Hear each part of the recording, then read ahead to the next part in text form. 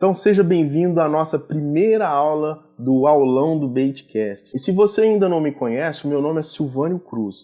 Eu sou pescador esportivo, já tenho experiência na pesca esportiva há mais de 10 anos. E hoje a pesca para mim não é apenas um hobby ou apenas uma diversão. A pesca esportiva para mim e para toda a minha família é um estilo de vida. Eu acredito que se você está aqui nesse momento assistindo essa aula, é porque você tem interesse em fazer com que a pesca seja mais do que uma simples admiração para você. Eu tenho certeza que você quer trazer isso também para a sua vida, fazer parte do seu dia a dia. E o legal disso tudo é que a pesca esportiva ela não é simplesmente o fato de você ir lá e pegar o peixe. A pesca esportiva ela traz muito mais coisas para você, traz muito mais benefícios. A pesca esportiva traz oportunidades para você criar momentos interessantes para estar com a família, estar com os amigos, traz momentos para você interagir com a natureza, para você aliviar a cabeça do dia a dia, da correria do dia a dia. E você capturar o peixe é só uma consequência de todo esse processo, de tudo isso que você vai trazer para sua vida. Então não veja a pesca apenas como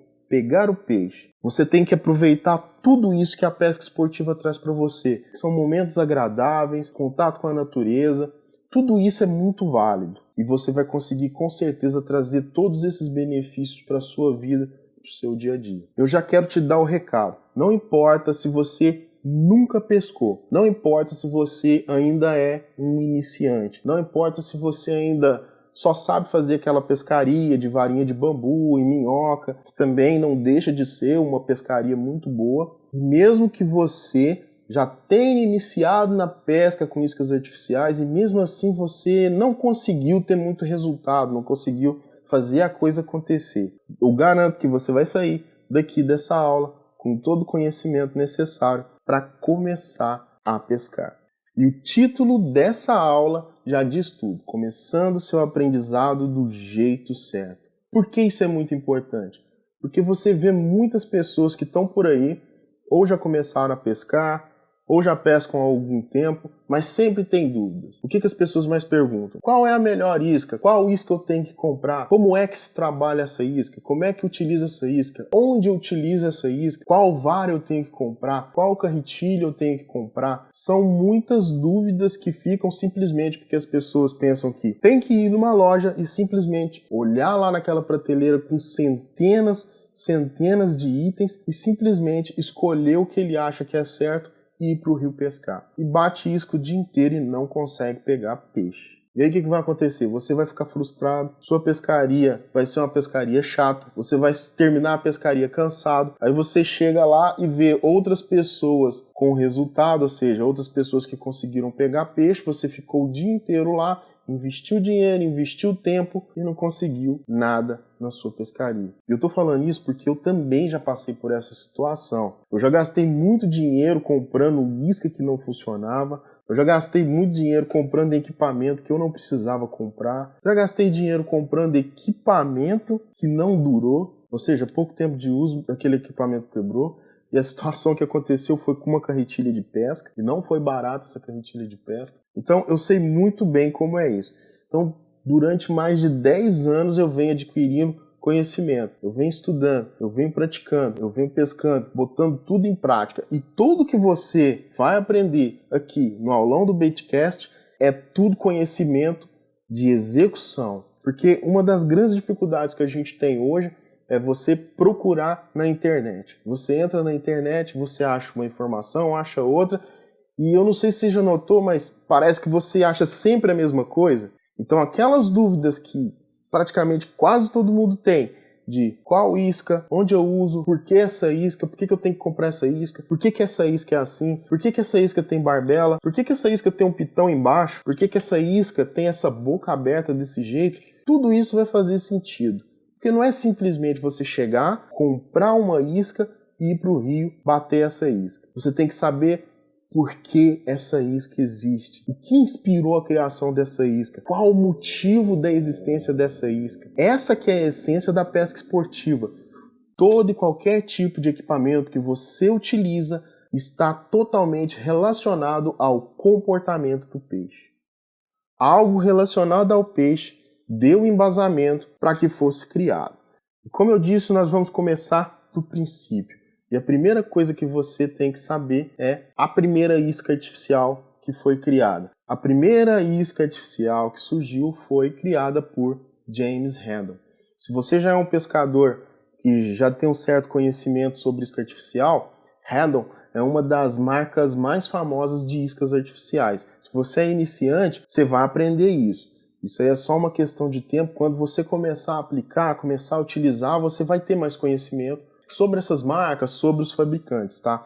E essa Haddon, ela está no mercado desde 1890. A segunda pessoa super importante quando a gente fala em relação à evolução e o surgimento das iscas artificiais é o Lawry Rapala. Para muitos de vocês, esse nome, esse sobrenome já deve ser conhecido. Rapala é simplesmente uma das maiores fabricantes de iscas artificiais hoje no mundo, tá? E esse Lawry Rapala, ele é um finlandês. Então eu já citei aqui a Haddon, que foi em 1890. A Haddon é uma empresa americana, é no estado de Michigan. Então a gente tem o Lawry Rapala em 1930, lá no Lago Padjani. Ele fazia pescaria comum, que sempre fizeram, com isca viva e tudo mais. E aí ele começou a observar e começou a ver que o peixe predador, o que ele fazia? Ele ia atrás do cardume e ele sempre atacava um peixe que tinha um comportamento um pouco diferente. Ou seja, um peixe que talvez estava nadando de forma diferente dos demais. E aí ele começou a ter a sacada de que o peixe predador era oportunista. E não só isso, ele também começou a verificar o comportamento do peixe predador, a forma que ele atacava, como é que ele fazia, o que chamava a atenção dele. E foi aí que ele teve a ideia de confeccionar uma isca artificial. E aí ele pegou um pedaço de cortiça e começou a trabalhar aquele pedaço de cortiça e deixou ele com um formato bem parecido ali do alimento do peixe, do alimento que aquele peixe que ele pescava no Lago Padjani se alimentava. Então, depois de esculpir aquela isca, o que ele fez? Ele começou a testar, porque ele não queria um nado perfeito, ele queria um nado que fosse igual aquele peixe que nadava diferente do cardume, que era exatamente aquele que o peixe predador atacava. E aí ele fez o arremesso da isca e acabou tendo sucesso. A coisa se espalhou e ele começou a confeccionar essas isquinhas e começou a vender para a galera. E todo mundo começou a ter resultado. E a coisa foi se espalhando, cresceu, virou uma empresa e hoje é a Rapala, uma das maiores empresas fabricantes de iscas artificiais que existe no mundo. Tá, e agora já fizeram mais de 100 anos que isso aconteceu. E a gente vai falar exatamente sobre as grandes mudanças que as iscas artificiais trouxeram para o jeito da gente pescar. Se a gente voltar um pouquinho atrás da forma tradicional, da forma antiga de se pescar, o que você tinha que fazer antes de pescar? Tinha que ir para um rio ou tinha que ir para um lago e você tinha que entrar dentro d'água e tentar capturar, ou fazer algum tipo de armadilha para capturar algum alevino, algum lambari ou algum riscadinho, seja qual for o tipo de peixe que você queria utilizar como isca na sua pescaria. E com a chegada das iscas artificiais, essa parte já está fora. Você simplesmente pega a sua tralha, entra dentro do carro ou simplesmente vai para o rio e vai bater a isca e pescar. Lembrando, as iscas artificiais, elas possuem foco em peixes predadores, ou seja, peixes que se alimentam de outros peixes. Ah, mas existe uma outra modalidade que não é o caso aqui, porque o que você está aprendendo aqui é baitcast. Tem a modalidade de pesca de fly, que é um mundo à parte, um mundo totalmente diferente, que você confecciona alguns tipos de iscas mais delicadas para poder pegar o tipo de peixe que não é necessariamente o predador acima da cadeia alimentar ali dentro do rio. E uma outra vantagem ao se utilizar a isca artificial e não precisar de utilizar a isca viva é que com uma única isca você simplesmente consegue pegar vários peixes. Se você utiliza a isca viva, em muitas situações você faz o arremesso, a isca cai, deu a puxada, pode recolher. Recolhe e olha que você já não tem mais isca no anzol. Você já perdeu a oportunidade. Se você utiliza a isca artificial, faz o arremesso e o peixe der uma puxada, você simplesmente continua trabalhando a isca, que a possibilidade dele vir atrás e pegar a isca é muito grande. E digo de passagem aqui, você que está assistindo, e vai lá fazer a pescaria e a piranha não dá tempo, né? Não dá tempo de você pegar um tucunaré, não dá tempo de você pegar outro peixe. É jogar e a piranha bateu. E aí você praticamente transforma a sua pescaria em uma pescaria particular de pegar piranha, porque é a única coisa que você consegue pegar. Esse é um grande problema nos dias de hoje. Todo lugar que você vai, qualquer rio que você vai no Brasil, está infestado de piranha. E pescador que usa pescar com lambari, pescar com outros tipos de iscas vivas, sofre demais com isso. Sofre demais com isso. Às vezes chega da pescaria, olha lá, o cara pescou com isca artificial, conseguiu capturar tucunaré. E você ficou o dia inteiro com isca viva, só trouxe piranha. E isso acontece mesmo, tá? Essa é uma outra questão aí que faz toda a diferença você utilizar a isca artificial. Uma outra coisa que a gente tem que analisar sobre a isca artificial é a semelhança. Essa é uma outra mudança muito grande que trouxe. Você utiliza a isca artificial, mas, como eu disse, até sobre a história do Lowry Rapala, que ele tentou esculpir, que ele fez lá, foi esculpindo uma isca bem parecida com o alimento do peixe, é o que acontece nos dias de hoje. Então você pode ver que você tem as iscas aí que se parecem muito, muito com o lambari, você tem as iscas que se parecem muito, muito, muito com a minhoca, você tem minhoca artificial, você tem iscas que se parecem muito, por exemplo, com cigarra, a cigarra. A isca artificial ela só existe porque ela tenta imitar um alimento do peixe. Então aqui, ó, a gente tem uma isquinha que se parece com o peixe, pode ver. Todas as iscas, tem olho, tem barbela, tem tudo, simplesmente por quê? Porque quer imitar um alimento. Você tem aqui, ó, a isquinha que tem um rabinho flexível, exatamente para tentar imitar o alimento do peixe, aquele peixinho ali forrageiro que está nadando ali, balançando o rabinho, e às vezes fazer um nado errático para fazer com que o peixe seja oportunista e capturar a isca. Outra grande mudança que a pesca com iscas artificiais trouxeram para a gente foi a questão do dinamismo da pescaria. A pescaria com isca viva, você simplesmente faz o arremesso e fica aguardando o peixe aparecer. Eu gosto de brincar e falar que esse é o tipo de pescaria que é a pescaria da esperança. Eu tenho a esperança que um peixe vai passar e vai pegar a minha isca. Mas é brincadeira, viu? Eu também gosto de pescar com isca viva e faço algumas pescarias assim. Mas é só para você entender melhor esse diferencial. Por quê? Porque a pesca com iscas artificiais é uma pescaria totalmente dinâmica. O peixe predador, ele tem um comportamento diferenciado. Vamos utilizar como exemplo aqui o tucunaré, que a gente pode considerar ele o rei da esportividade. É o peixe mais acessível e o peixe mais agressivo. Ele está no topo da cadeia alimentar quando a gente fala de peixe predador. E o tucunaré representa hoje mais de 80% da pesca esportiva no Brasil hoje. O tucunaré é um peixe que ele se movimenta, ele não fica parado no mesmo lugar. Então quando você vai utilizar iscas artificiais para realizar a pescaria dele, você tem que procurar o peixe. Você tem que entender qual é o comportamento do peixe. Mais adiante vamos ver isso. Saber quais são os hábitos do peixe para você saber qual a estratégia que você vai fazer e quais os locais prováveis que você vai encontrar. Então não é uma pescaria que você senta, encosta a vara e deixa lá. Às vezes você vê uma pescaria e o cara lança a isca viva, encosta a vara e vai para dentro fazer alguma outra coisa. Sinceramente, hoje eu não consigo pescar dessa forma. Eu já sou uma pessoa ansiosa por natureza. E se eu tiver de ficar sentado olhando para a vara para esperar o peixe puxar, eu não consigo. Eu acho que esse foi um dos maiores motivos que me fez cair assim de cabeça em cima da pesca com iscas artificiais. E é uma pescaria que tem dinamismo, você se movimenta o tempo todo, você está movimentando o barco, você está à procura, você está à espreita, você está pensando, você olha o local, você fala, esse local, não, deve estar de lá, não deve estar de cá, e está movimentando e batendo isca o dia inteiro. E isso é uma coisa muito boa, porque você também tem esse dinamismo, gera esse dinamismo a pesca com isca artificial. E uma outra mudança muito grande que a pesca com iscas artificiais também trouxe foi a necessidade de conhecimento técnico. Por que isso? Fazer a pescaria tradicional, você amarra aquela isca em qualquer coisa. Você amarra num pedaço de pau, e deixa pendurado, você amarra uma linha num galho de árvore e coloca uma isca viva ali e deixa aquilo pendurado, né? Iscas artificiais, não.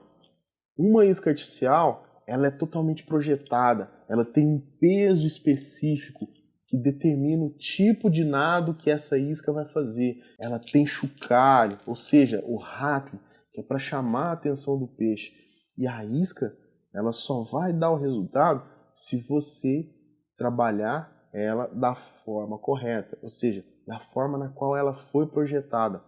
Ela foi projetada para imitar um alimento. E para imitar aquele alimento em uma situação onde o peixe vai ver ele como oportunista, ou seja, talvez imitar um peixe em um estado onde esse peixe está agonizante. Então, o peixe predador ele vai olhar, eu tenho esse e tem esse que está agonizando. Qual é a presa mais fácil? Qual eu vou pegar? Então, para que você faça isso, você tem que saber utilizar a isca artificial da forma correta. Então, é necessário que você saiba qual a carretilha ideal, por que a carretilha tem um determinado tipo de velocidade, por que a linha específica para aquele tipo de pescaria que você está fazendo tem que ser aquela linha específica para você utilizar com a isca artificial, por que você tem que escolher um modelo de vara específica para trabalhar a isca, porque essa vara não pode ser uma vara maciça. Tudo isso é conhecimento técnico, é informação que você tem que adquirir. E o conjunto de vara, linha, carretilha, da forma correta, é o que a gente chama de equipamento equilibrado. A vara correta, com a carretilha correta, a linha correta, é o equipamento equilibrado, para que você utilize a técnica certa de trabalho para que a sua isca trabalhe do jeito certo. Então, essa é uma outra grande mudança que a pesca com iscas artificiais trouxe para a gente. Então, é muito comum você ver um cara querendo fazer uma pescaria com isca artificial utilizando uma vara antiga de mais de 20 anos que ele tem, uma vara maciça, feita de fibra de vidro. Não dá certo, não dá certo. A vara não tem a ação correta, a vara não vai ter o peso ideal, você não vai conseguir fazer o trabalho correto. Então, essa é uma mudança que veio e você tem que pôr na sua cabeça que se você quer pescar com iscas artificiais, você tem que ter o equipamento adequado. Você já recebeu alguns e-mails que eu vim mandando aí nessa última semana. São e-mails que falaram sobre tucunaré, falou sobre carretilha, falou sobre vara de pesca. São informações exatamente para complementar o que você está aprendendo aqui. Porque o foco das nossas 3 aulas do aulão do Baitcast vai ser iscas artificiais. Nós vamos aprender sobre iscas artificiais. E os e-mails que eu estou mandando são exatamente para complementar esse conhecimento com outros recursos e outros equipamentos que você vai precisar para usar as iscas artificiais. Como eu falei anteriormente, a coisa começou lá em 1890. São mais de 100 anos só de iscas artificiais. Isso transformou, criou um mercado gigantesco ao longo do mundo. E quando criou esse mercado, começou a surgir várias empresas querendo vender isca artificial ou querendo vender equipamento para se pescar com iscas artificiais. Isso gera uma concorrência entre as fabricantes. E isso é bom, porque com concorrência você só se destaca se você trouxer algo novo ou algo mais eficiente. E isso acontece com iscas artificiais, isso acontece com carretilha de pesca, isso acontece com vara de pesca. A coisa veio evoluindo, e veio evoluindo embasado em vários estudos e testes. Vários estudos e testes desses fabricantes vêm trazendo cada vez mais iscas mais eficientes do que as que o Lawry Rapala criou lá em 1930. E esses estudos são todos baseados no comportamento do peixe. E aí, não é só a questão de estudar como o peixe se comporta, mas também os fatores externos que influenciam os peixes. Hoje, você pega os maiores rios que a gente tem, a cada 30 quilômetros você tem uma barragem. Você tem uma barragem construída. E isso influencia no comportamento do peixe. É igual quando você vê os caras aí no YouTube, os famosos pescadores do YouTube, falando sobre, poxa, estamos aqui na Amazônia, mas não tá legal por causa do repiquete. Tá, o repiquete. O que é o repiquete? O repiquete é uma situação onde tem bastante chuva. Pode ser que a chuva não aconteça no local onde você vai pescar, pode ser bem acima no rio, mas isso vai influenciar fazendo com que o rio aumente a altura da água. Aumentando a altura da água e a água entrando para o meio da mata, o peixe sai do leito e vai para o meio do mato. Então isso acontece às vezes em temporada de chuva, temporada de cheia que eles falam. Ou às vezes quando acontece uma situação de chover bastante e em 2, 3 dias o rio acaba aumentando. Agora pensa isso aqui na nossa região, mais a região sudeste, aí vamos falar São Paulo, Triângulo Mineiro, Goiás, né? Essa região nossa que tem muitos rios para se pescar e que está cheio de barragem. Esse efeito de repiquete ele acontece da manhã para o almoço. Você chega de manhã no rio, a água está baixa. Quando você chega meio-dia, a água subiu 1 metro. Por quê? Porque as barragens abriram as comportas e começaram a soltar água. Um efeito que demoraria uma temporada em um rio na Amazônia acontece na metade do dia aqui. Pescar em alguns lugares é mais fácil. Agora, pescar aqui na nossa realidade é totalmente diferente. E aí que entra a questão de ter o conhecimento. Voltamos para fatores externos. Fatores externos, barragem, aumenta a água. No mesmo dia, a água sobe e desce no mesmo dia. Fatores externos, vamos citar um outro fator externo. Excesso de pesca, pesca excessiva, muita movimentação, gente pescando o tempo todo. O peixe predador, ele também se desloca. Ele sai daquele ambiente e vai procurar outro ambiente.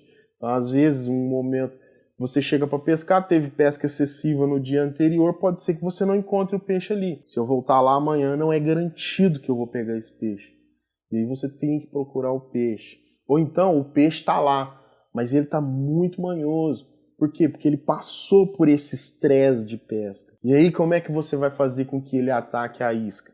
Se ele passou por essa situação, você precisa de ter versatilidade de isca e saber trabalhar cada isca. E aí você vai saber qual a melhor isca para esse momento. Então as coisas começam a se encaixar. A gente veio lá do início, você entendeu o porquê, da onde surgiu, você viu a influência e as grandes mudanças que isso trouxe. E agora você está vendo aqui a influência de fatores externos. Que as influências dos fatores externos acabaram fazendo com que fizessem mais pesquisas para se criar iscas artificiais, mais iscas artificiais diferenciadas para que você atuasse em cada situação dessa. Fator externo, outro fator externo que a gente pode citar, o clima. Sol a pino, tempo nublado, muita chuva, pouca chuva. Você acorda de manhã e olha para o céu, aquele céu totalmente azul, maravilhoso. A gente que é pescador de tucunaré, a gente fala na hora, meu Deus, hoje é o dia. E sim, isso é uma verdade. O dia com sol a pino é muito bom para se pescar. Mas esse sol muito quente durante muito tempo, pode ser que ele aqueça muita água. E a água ficando muito quente, o tucunaré ele é um peixe que ele habita lugares mais rasos, porque ele gosta de ficar no lugar mais raso procurando o alimento, que é o peixe forrageiro que fica ali. Mas se o sol muito quente durante muito tempo, essa água mais rasa vai aquecer. O que acontece? Ele vai procurar o fundo. Ele vai para o fundo. Então, se você já sabe que o peixe tem esse comportamento de ficar no raso, o fator externo, que é o sol, já mudou o comportamento desse peixe. Então, você vai ter o quê? Que simplesmente mudar a sua estratégia de pesca, mesmo sabendo que aquele peixe ele gosta de ficar naquele ambiente. E aí a gente pode citar vários outros tipos de fatores externos, como o pessoal fala sobre lua, pressão atmosférica, poluição. Tudo isso são fatores externos que influenciam no comportamento do peixe. E é o seguinte, fica comigo, fica aí. Eu sei que você está ansioso para saber como é que eu trabalho, como é que funciona. Mas eu garanto para você, sem a base dessa primeira aula, não adianta você aprender o conteúdo das outras duas aulas, tá bom? Não adianta, porque senão vai ser mais do mesmo. Você vai continuar com o mesmo problema da maioria das pessoas. Essa é a base, esses são os fundamentos que vão direcionar tudo que você vai aprender depois na aula 2 e na aula 3. E agora a gente vai falar sobre explorar os hábitos e as preferências do peixe. E novamente, vamos utilizar o tucunaré como exemplo. Volto a dizer, por que a gente utiliza aqui o tucunaré como exemplo? Porque praticamente, se você sair para pescar, vai ser o primeiro peixe que você vai encontrar no rio mais próximo da sua casa. Fora você que mora no litoral, né? Mas ele representa 80% de toda a pesca esportiva. E tudo que você faz com iscas artificiais, todas as técnicas que você aplica para o tucunaré, praticamente serve para todas as outras espécies. Ok? Então, depois de aprender aqui sobre o tucunaré, basta você entender um pouco mais dos hábitos do outro peixe e você vai assimilar muito bem as coisas, encaixando, e aí você vai poder aplicar, por exemplo, o robalo, você, por exemplo, vai poder aplicar para qualquer outro tipo de peixe, para traíra, para o dourado e por aí vai. É muito comum você estar pescando e bem na margem do rio você vê aquele monte de água voando, o tucunaré atacando ali. Ou seja, o tucunaré ele tem esse hábito de atacar tanto no fundo quanto na superfície da água. Ele está indo atrás de um peixinho forrageiro, às vezes tem alguma rã, algum sapo nadando ali por cima da água, ele simplesmente vai atacar. Então, são situações que estimulam o instinto do peixe, estimulam ali o instinto do peixe para fazer com que ele ataque. Ele já está preparado, aquilo já faz parte do dia a dia dele estar ali. Ele sabe que o alimento vai passar ali em cima nadando, ou ele sabe que ele vai sair aqui, ou ele sabe que vai estar no meio de uma vegetação. Então ele está acostumado com aquilo ali. E o que a gente tem que fazer é simplesmente fazer a atuação das iscas artificiais da mesma forma. Então é exatamente por isso que existem as iscas que vão mais no fundo, existem as iscas que vão mais na superfície, as iscas que vão mais por cima. E o que acontece? Você tem que ficar ligado, porque tem situações que o peixe não está atacando muito, então ele não vai querer comer na superfície, ele vai ficar mais no fundo. Agora, tem situações também, eu mesmo já vivi isso muitas vezes, porque eu chego a pescar às vezes uma vez por semana. Então, você está trabalhando sua isca no fundo da água, você não pega. Aí você resolve pegar uma isca que atua na superfície, ele vem e explode em cima da isca. Entendeu? Então isso vai muito do comportamento. E aí a gente volta um pouquinho no que a gente aprendeu agora há pouco. Fatores externos, lembra? Tem que ter essa sacada. Muita gente, já peguei muita gente, isca de fundo, e tá batendo isca de fundo. Chega no raso, tá batendo isca de fundo e fala assim: nossa, temos que sair daqui, minha isca tá agarrando no fundo. Só que você olha e vê que o peixe está no raso. Você já pegou um, dois, você sabe que ali, nesse dia, ele está no raso. Mas a pessoa não se atina que você não utiliza só um tipo de isca. Você não é o peixe que se adapta à sua isca, é você que se adapta ao peixe e ao comportamento do peixe, dependendo do dia e dependendo dos fatores que influenciam, que a gente já falou sobre isso aqui.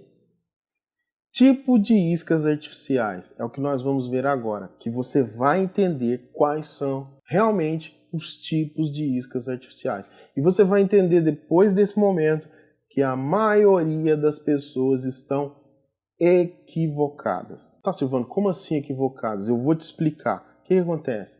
Quando você chega para alguém, ou até mesmo você vê as pessoas ensinando que qual tipo de isca que eu uso? Eu utilizo isca de superfície, isca de meia água, isca de subsuperfície, isca de fundo.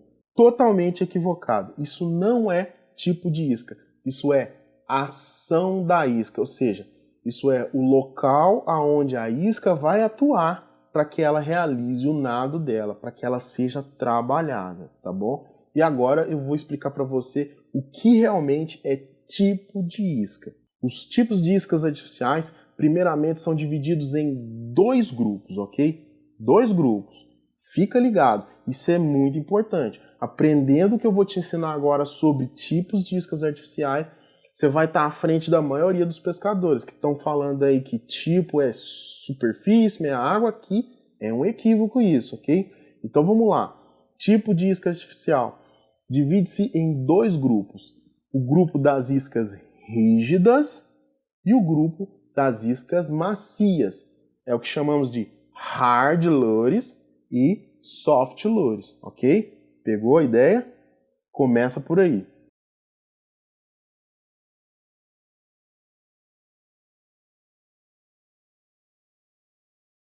As iscas rígidas, elas ainda são divididas em 2 subgrupos. 2 subgrupos. O subgrupo das iscas do tipo plug e o subgrupo das iscas metálicas, ok? Pegou a ideia? Então vamos lá, vou repetir. Tipo de isca artificial, dividido em 2 grupos, iscas macias e iscas duras, soft lures e hard lures. As iscas hard lures são divididas em 2 subgrupos, o grupo das iscas do tipo plug e o grupo das iscas tipo metálicas, ok? Ponha isso na sua cabeça, grava isso, essa é a base, parte daí, ok?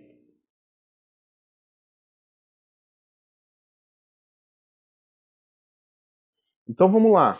O que é a isca soft? A isca soft é simplesmente as iscas feitas em silicone, ok? Iscas em silicone, iscas feitas de borracha. Igual aqui eu tenho 2 modelos, eu tenho um Shed, tem 2 modelos de Shed aqui. Se não me falha, esse é o Tukuna Shed, é o nome dele. Isso aqui é um Shed, os 2 são da Monster, ok? Olha aqui, são iscas macias, ok? Soft lures, ok? Olha só essa aqui, também. São iscas macias.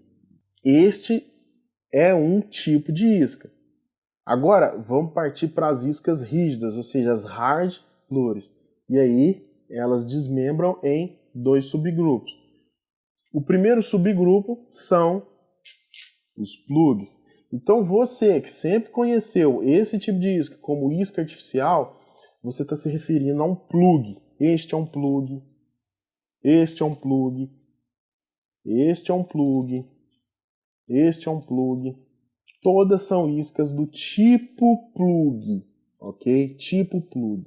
Qualquer isca como essa, feita de plástico ABS, uma isca dura, hard lure, ok? Uma hard lure, qualquer uma dessa que você utilizar, você está fazendo uma pescaria com plug. Por quê? Porque você está utilizando uma isca do tipo plug. Coloque isso na sua mente, fixe isso na sua cabeça, ok? Plug. Vai comprar uma isca deste tipo, está comprando um plug. Vai pescar com essa isca, está usando um plug, ok? Beleza. Qual é o outro subgrupo das iscas rígidas? As iscas metálicas. Uma isca metálica, olha só, spinnerbait, tá vendo? Toda em metal. É um tipo de isca, ok? É o tipo de isca metálica. Outro tipo de isca metálica, jumping jig, feito de metal, um peso de metal que imita um sapinho. Olha só. 2 exemplos de iscas do tipo metálicas, ok? Tipo metálicas. Então eu acredito que não tenha ficado nenhuma dúvida sobre o que é realmente tipos de iscas artificiais. Ah, beleza, entendi, Silvano, que meia água, superfície, isso não é tipo de isca. O que é então? É a ação da isca. Isso você vai aprender na próxima aula, ou seja, na segunda aula do aulão do Baitcast é onde você vai aprender exatamente o que é isso, o que é a ação da isca, ok? Então bota na sua cabeça, que tipos são esses? Sempre quando alguém perguntar qual tipo de isca você usa, a resposta correta é soft lure, ou plug, ou isca metálica. Tranquilo? E aí, se a pessoa falar, sobre superfície, meia água, você vai se referir iscas que têm a sua atuação de nado em superfície ou em meia água. Claro, você não vai ser tão coloquial dessa forma, é só para que você entenda cada coisa no seu lugar. E é importante que você tenha essa noção de que depois dessa aula ficou tudo bem organizado na sua mente. Parte lá do princípio e vem tudo até o tipo de isca artificial, ok?